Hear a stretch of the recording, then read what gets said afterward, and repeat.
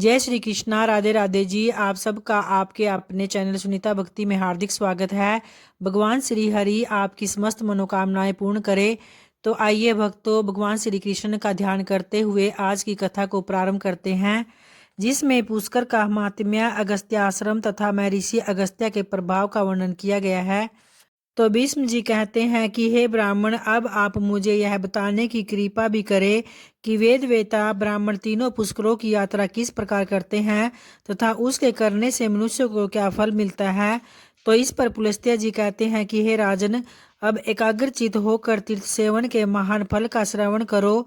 जिसके हाथ पैर और मन संयम में रहते हैं तथा जो विद्वान, तपस्वी और कीर्तिमान होता है, वही तीर्थ सेवन का फल प्राप्त करता है। और जो प्रतिग्रह से दूर रहता है, किसी का दिया हुआ दान नहीं लेता, प्रारब्धवश जो कुछ प्राप्त हो जाए तो उसी से संतुष्ट रहता है तथा जिसका अहंकार दूर हो गया है, ऐसे मनुष्य को ही तीर्थ सेवन का पूरा फल मिलता है। हे राजेंद्र, जो संभावतः क्रोधहीन, सत्यवादी, दृढ़ता पूर्वक उत्तम व्रत का पालन करने वाले तथा संपूर्ण प्राणियों में आत्म भाव रखता है, उसे तीर्थ सेवन का फल प्राप्त होता है। और यह ऋषियों का परम गोपनीय सिद्धांत है। हे राजेंद्र, पुष्कर तीर्थ करोड़ों ऋषियों से भरा है। उसकी लंबाई 2.5 योजन और चौड़ाई आधा योजन है। यही उस तीर्थ का परिमाण है। वहां जाने मात्र से मनुष्य को राजसूय और अश्वमेध यज्ञ का फल प्राप्त होता है। जहां अत्यंत पवित्र सरस्वती नदी ने ज्येष्ठ पुष्कर में प्रवेश किया है और जहां चैत्र शुक्ला चतुर्दशी को ब्रह्मा आदि देवताओं, ऋषियों, सिद्धों और कारणों का आगमन होता है, अतः उक्त तिथि को देवताओं और पितरों के पूजन में प्रवृत्त होकर मनुष्य को वहां स्नान करना चाहिए। इससे वह अव्यय को प्राप्त होता है और अपने कुल का भी उद्धार करता है। वहां देवताओं और पितरों का तर्पण करके मनुष्य विष्णु लोक में प्रतिष्ठित होता है। ज्येष्ठ पुष्कर में स्नान करने से उसका स्वरूप चंद्रमा के समान निर्मल हो जाता है तथा वह ब्रह्मलोक एवं उत्तम गति को भी प्राप्त होता है। मनुष्य लोक में देवादिदेव ब्रह्मा जी का यह पुष्कर नाम से प्रसिद्ध तीर्थ त्रिभुवन में विख्यात है और यह बड़े बड़े पातकों का नाश करने वाला है। पुष्कर में तीनों संध्याओं के समय प्रातः काल, मध्याह्न एवं सायकाल में 10,000 करोड़ तीर्थ उपस्थित रहते हैं तथा आदित्य, वसु, रुद्र, साध्या, मृदगण, गंधर्व और अप्सराओं का भी प्रतिदिन आगमन होता है। वहां तपस्या करके कितने ही देवता, दैत्य तथा ब्रह्म ऋषि दिव्य योग से संपन्न एवं महान पुण्यशाली हो गए, जो मन से भी पुष्कर तीर्थ के सेवन की इच्छा करते हैं।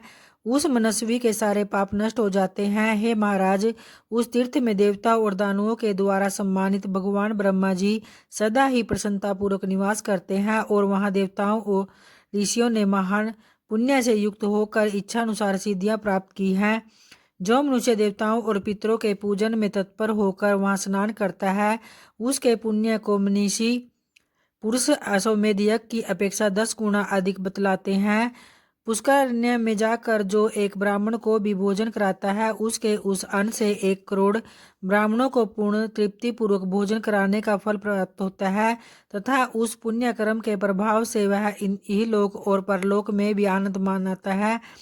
शाक मूल अथवा फल जिससे वह स्वयं जीवन निर्वाह करता हो, वही दोष दृष्टि का परित्याग करके श्रद्धा पूर्वक ब्राह्मणों को अर्पण करे।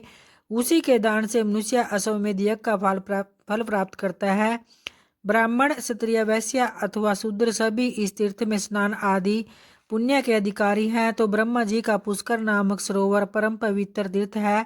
वह वान प्रस्थियों, सिद्धों और मुनियों को भी पुण्य प्रदान करने वाला है। परम पावन सरस्वती नदी पुष्करी से ही महासागर की ओर गई है तथा वहीं महायोगी आदिदेव मधुसूदन सदा निवास करते हैं। वे आदिवरा के नाम से प्रसिद्ध है तथा संपूर्ण देवता उनकी पूजा करते रहते हैं। विशेषतः कार्तिक की पूर्णिमा को जो पुष्कर तीर्थ की यात्रा करता है, वह अक्षय फल का बागी होता है। तो ऐसा मैंने सुना है कि कुरुनंदन जो सायकाल और सवेरे हाथ जोड़कर तीनों पुष्करों का स्मरण करता है, उसे समस्त तीर्थों में आचमन करने का फल प्राप्त होता है।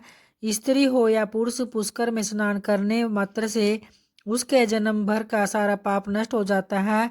जैसे कि संपूर्ण देवताओं में ब्रह्मा जी श्रेष्ठ है, उसी प्रकार सब तीर्थों में पुष्कर ही आदि तीर्थ बताया गया है। जो पुष्कर में संयम और पवित्रता के साथ 10 वर्षों तक निवास करता हुआ ब्रह्मा जी का दर्शन करता है, वह संपूर्ण यज्ञों का फल प्राप्त कर लेता है और अंत में ब्रह्मलोक को जाता है। तो भक्तों, आज की कथा यहीं संपन्न होती है और आइए अब माता तुलसी का ध्यान करते हुए तुलसी चालीसा पाठ को उच्चारण करते हैं। तुलसी महारानी करु विनय सिर नाय, जो मम हो संकट विकट दीजे मात नसाय। नमो नमो तुलसी महारानी, महिमा अमित न जाए बखानी। दियो विष्णु तुमको सन्माना, जग में छायो सुयश महाना। विष्णु प्रिया जय जयति भवानी, तिहु लोक की हो सुख खानी। भगवत पूजा कर जो कोई, बिना तुम्हारे सफल न होई। जिन घर तव नहीं होए निवासा, उस पर कर ही विष्णु नहीं बासा। करे सदा जो तव नित सुमिरन, ते ही के काज होए सब पूरन। कार्तिक मास महात्म तुम्हारा, ताको जानत सब संसारा। तव पूजन जो करे कुंवारी, पावे सुंदर वर सुकुमारी। कर जो पूजन नित प्रति नारी, सुख संपत्ति से होए सुखारी। वृद्धा नारी करे जो कोई पूजन, मिले भक्ति होवे पुलकित मन। श्रद्धा से पूजे जो कोई भी, भव निधि से तर जावे सोई। कथा भागवत यज्ञ करावे, तुम बिन नहीं सफलता पावे। छायो तब प्रताप जग भारी, ध्यावत तुम ही सकल चितधारी। तुम ही मात यंत्रन तंत्रन में, सकल काज सिद्धि होवे क्षण में। ओ सिद्धि रूप आप हो माता, सब जग में तव यश विख्याता। देव ऋषि मुनि ओ तपधारी, करत सदा तव जय जयकारी। वेद पुराणन तव यश गाया, महिमा अगम पार नहीं पाया। नमो नमो जय जय सुख कारनी, नमो नमो जय दुख निवारनी। नमो नमो सुख संपत्ति देनी, नमो नमो अग काटन छेनी। नमो नमो भक्तन दुख हरनी, नमो नमो दुष्टन मद छेनी। नमो नमो भव पार उतारनी, नमो नमो परलोक सुधारनी। नमो नमो निज भक्त उबारनी, नमो नमो जन काज संवारनी। नमो नमो जय कुमति नसावनी, नमो नमो जय सुख उपजावनी। जयति जयति जय तुलसी माई, ध्याऊं तुमको शीश नवाई। निज जन मुझ जानी मोहि अपनाओ, बिगड़े कारज आप बनाओ। करु विनय मैं मात तुम्हारी, पूर्ण आशा करु हमारी। शरण चरण कर जोरी मनाऊं, निस दिन तेरे ही मैं गुण गाऊं। करु मात यह अब मोह पर दाया, निर्मल होए सकल मम काया।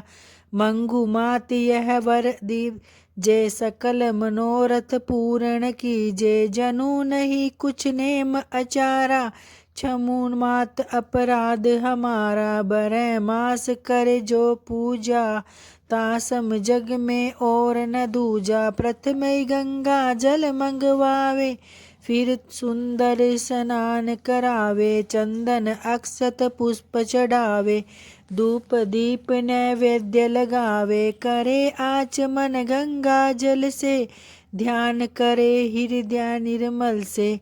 पाठ करे फिर चालीसा की, स्तुति करे मात तुलसा की। यह विधि पूजा करे हमेशा, ताके तन नहीं रहे कलेशा।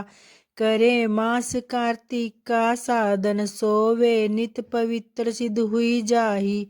है यह कथा महासुखदाई, पढ़े सुने सो भव तर जाई। तुलसी मैया तुम कल्याणी, तुमरी महिमा सब जग जानी। भावन तुझे माँ नित नित्य ध्यावे, गा गा कर माँ तुझे रिझावे।